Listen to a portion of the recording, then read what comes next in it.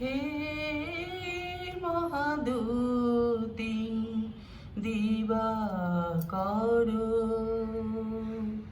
হে মহাদুতি দিবাকর,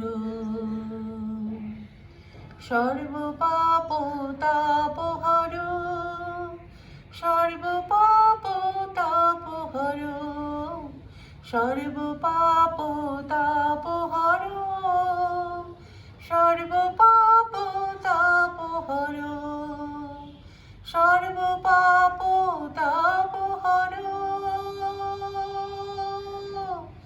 সর্বপাপ তাপহর, হে মহাজ্যোতি দিবাকর, হে মহাদুতি দিবাকর। Good morning friends, welcome to Madhuri's life. তোমরা সবাই কেমন আছো? ভগবানের কাছে প্রার্থনা জানাই তোমরা যেন সবাই ভালো থাকো, সুস্থ থাকো আর আনন্দে থাকো। আজকের ব্লগটা আমি এখন ভোর 7:30 থেকে শুরু করলাম। এখন আমি যাব ব্রেকফাস্ট বানাতে। আমাদের চা খাওয়া হয়ে গেছে, এখন ব্রেকফাস্ট করে তারপর রান্নায় যাব। তোমরা আমার সাথে থাকো, দেখতে থাকো, আশা করি ব্লগটা ভালো লাগবে। ব্রেকফাস্ট রেডি করে নিলাম।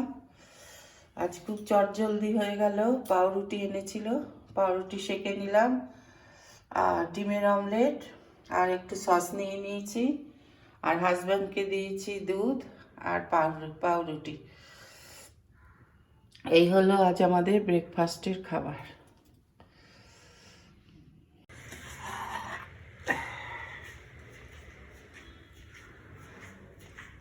এসো।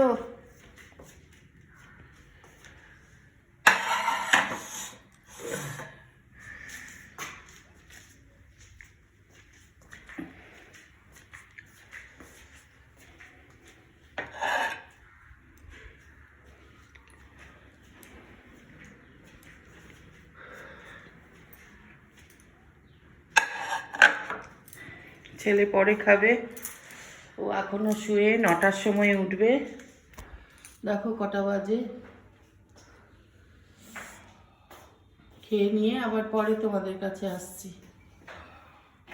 এখানে ভাতটা বসিয়ে দিয়েছি। আর এদিকে দেখো আজকে ছোলার ডাল করব। ছোলার ডালটা একটু ভিজিয়ে রেখেছি, আর একটু বেশি করেই করছি কারণ রাত্রিরে রুটি খাবো। ছোলার ডাল দিয়ে রুটি খাওয়া হয়ে যাবে। আর এখানে মাছে নুন হলুদ মাখিয়ে নিয়েছি, আর একটা পাঁচমিশালি তরকারি করব। সেটা এখনো কাটা হয়নি।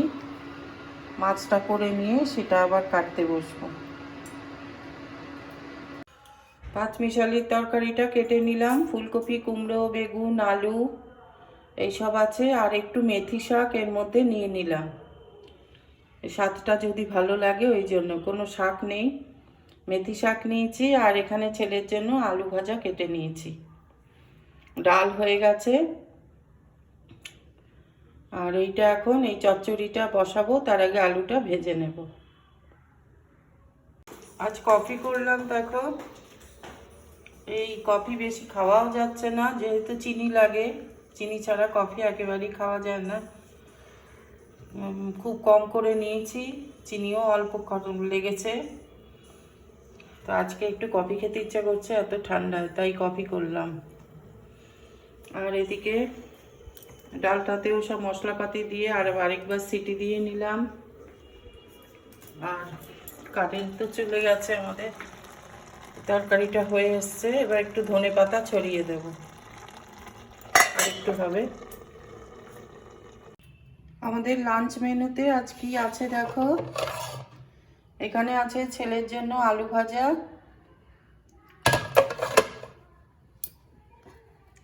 এখানে আছে ছোলার ডাল,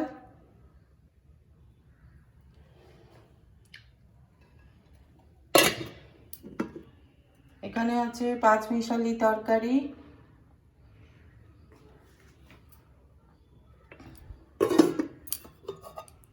এখানে হলো মাছ,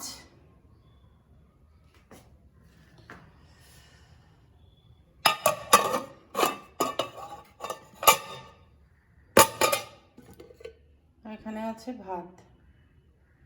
এই হলো আজ আমাদের লাঞ্চ মেনু।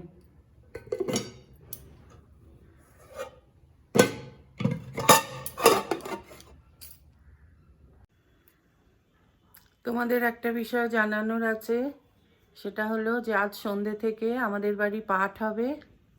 আমি পাঠ করব আর অন্যেরাও করবে, কিন্তু আমি আমার অংশটুকুই শুধু তোমাদের কাছে দেব। আমি আজকে পাঠ করব শৈলেন্দ্র নারায়ণজির লেখা অমরকণ্টক সম্বন্ধে। উত্তর তট আর দক্ষিণ তট দুটো বই আছে। উত্তর তটটা দিয়ে শুরু করব, কিছুটা কিছুটা করে প্রতিদিন পড়ে শোনাবো। উনি প্রায় 21-22 বছর বয়সে, মানে আজ থেকে 1952-53 সালে, এত বছর আগে উনি যখন নর্মদা পরিক্রমা করেছিলেন অমরকণ্টকে, সেই সময় পরিক্রমার যে উনি বিবরণ দিয়েছেন বইটার মধ্যে, তখন কেমন ছিল নর্মদার আশেপাশের জায়গা, বন জঙ্গলে ঢাকা ছিল, তার মধ্যে দিয়ে ওনারা একটা দল বেঁধে কিভাবে গিয়েছেন, পুরোটা নর্মদাটা উনি পরিক্রমা করেছেন। মা নর্মদার চারপাশ দিয়ে পুরো পরিক্রমা করেছেন। সেই মানে পরিক্রমার যে বিবরণ উনি দিয়েছেন উত্তর তটে, ওনার কীরকম অভিজ্ঞতা হয়েছিল সেইগুলো আমি আজ থেকে পড়ে শোনাবো, অল্প অল্প করে পড়ে শোনাবো। তোমাদের যদি কারুর শুনতে ভালো লাগে তাহলে সন্ধ্যের পরে একটা ব্লগ বেরোবে এই মাধুরীস লাইফ চ্যানেলেই, তোমরা সেটা ফলো করো। যাদের ইচ্ছা করবে তারা দেখো। এটাই তোমাদের জানানোর কথা ছিল।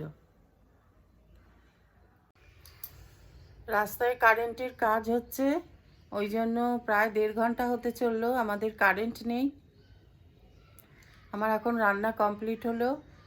এবার আমি একটু বিশ্রাম করে তারপর স্নান করতে যাব। যা ঠান্ডা, গরম জল করব, ইলেকট্রিক কেটলিতেও করতে পারবো না, গিজারটাও চলবে না, কিভাবে করব দেখি। কোনো একটা বাসনে গ্যাসে জল বসিয়ে দেব, তারপর ওই জল নিয়ে স্নান করে এসে পুজো দেব।